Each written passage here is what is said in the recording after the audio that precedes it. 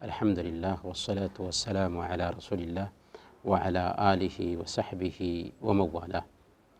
محترم بھائیو، نیک اعمال پر ہمیشگی برتنا ایک مومن کی شان ہوتی ہے۔ نیک عمل کوئی بھی ہو، اس پر ہمیشگی برتنا ایمان کی پہچان ہے۔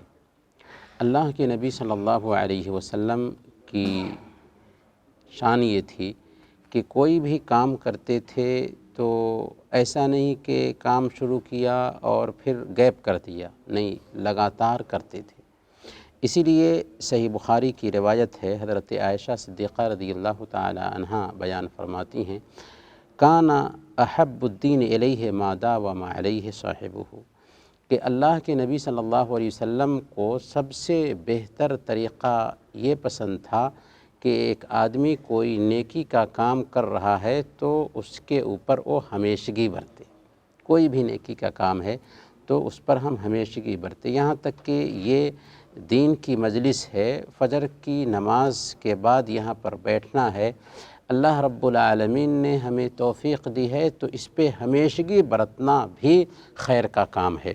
اللہ کے نبی صلی اللہ علیہ وسلم کا معمول تھا کہ ہمیشہ رات میں 11 رکعت پڑھا کرتے تھے تہجد کی نماز کے طور پر۔ اگر یہ نماز کبھی کبھار کسی تکلیف کی وجہ سے، کسی مشغولیت کی وجہ سے چھوٹ جاتی تو حضرت عائشہ صدیقہ رضی اللہ تعالی عنہ بیان فرماتی ہیں کہ صلی من النہار 12 رکعتا، کہ اللہ کے نبی صلی اللہ علیہ وسلم دن میں 12 رکعت پڑھ لیا کرتے تھے۔ تو گویا کہ اللہ نبی صلی اللہ علیہ وسلم نفلی نماز کی بھی قضا کرتے تھے۔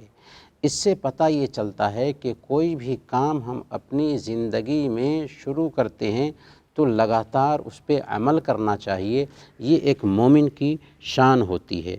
اور خود اللہ کے نبی صلی اللہ علیہ وسلم بیان فرماتے ہیں، صحیح مسلم کی روایت ہے، من نام عن حزبہ من اللیل او عن شیء منہ فقرأہ ما بین الفجر وصلاة الظہر کتب لہ کأنما قرأہ من اللیل، کہ جو آدمی رات کی نماز ادا نہیں کر پایا، رات میں اسے جو عمل کرنا تھا اسے نہیں کر پایا اور اسے فجر کے بعد سے ظہر کے بیچ میں ادا کر لیتا ہے تو اللہ تعالیٰ اس کے لیے وہی ثواب لکھتا ہے جو ثواب اس کو رات میں ادا کرنے کا ملنے والا تھا۔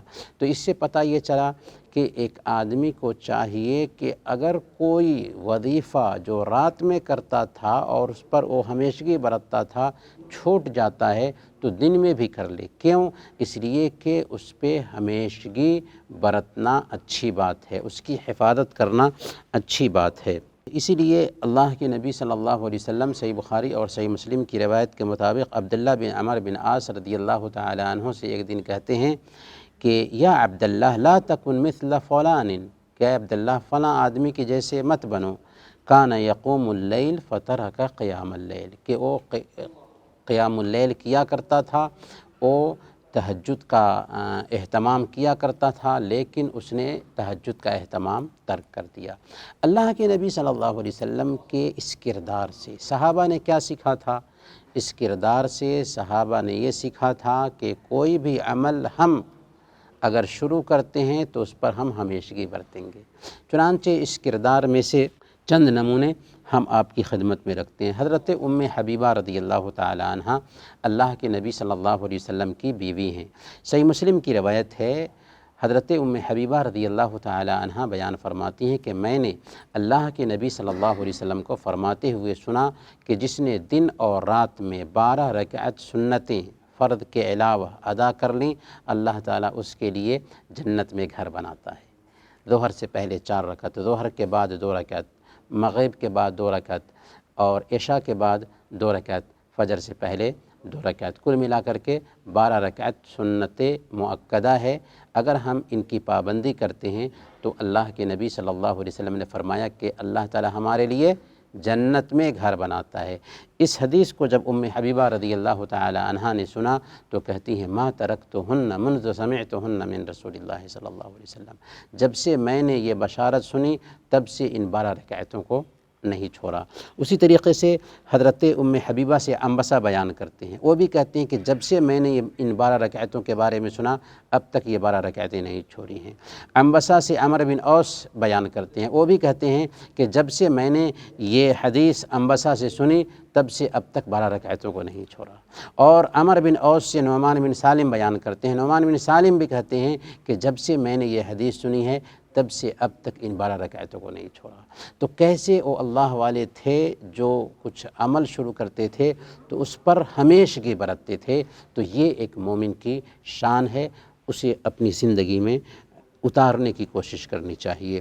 حضرت عائشہ رضی اللہ تعالی عنہ کا کردار دیکھیے، موطا امام مالک میں یہ روایت آئی ہے کہ حضرت عائشہ صدیقہ رضی اللہ تعالی عنہ ہر دن 8 رکعت چاشت کی نماز پڑھتی تھی، اور وہ کہتی تھیں لو نشر لی ابوایا ما ترکتها، اگر میرے ماں باپ بھی قبر سے اٹھا کر کے میرے سامنے میں لا دیے جائیں اور مجھے خوشی محسوس ہو، اس کے باوجود بھی، یہ محال ہے، اس کے باوجود بھی میں ان 8 رکعتوں کو ترک نہیں کروں گی۔ تو یہ اس بات کی طرف اشارہ کرتا ہے کہ اللہ والے جو ہوتے تھے، صحابہ اور صحابیات کا کردار یہ تھا کہ کوئی بھی عمل کرتے تھے تو اس پر ہمیشگی برتتے تھے۔ حضرت ابوبکر صدیق رضی اللہ تعالی عنہ کا کردار دیکھیے، صحیح مسلم کی یہ روایت ہے، ایک دن اللہ کے نبی صلی اللہ علیہ وسلم صحابہ میں یوں ہی پوچھتے ہیں کس نے آج روزے کی حالت میں صبح کی ہے؟ ابوبکر نے کہا کہ میں نے۔ دوسرا سوال کیا کس نے آج جنازے میں شرکت کی ہے؟ ابوبکر رضی اللہ تعالیٰ عنہ نے کہا کہ میں نے۔ تیسرا سوال کیا کہ کس نے آج کسی مسکین کو کھانا کھلایا ہے؟ ابوبکر رضی اللہ تعالیٰ عنہ نے کہا کہ میں نے۔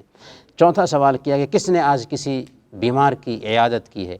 ابوبکر رضی اللہ تعالیٰ عنہ نے کہا کہ میں نے۔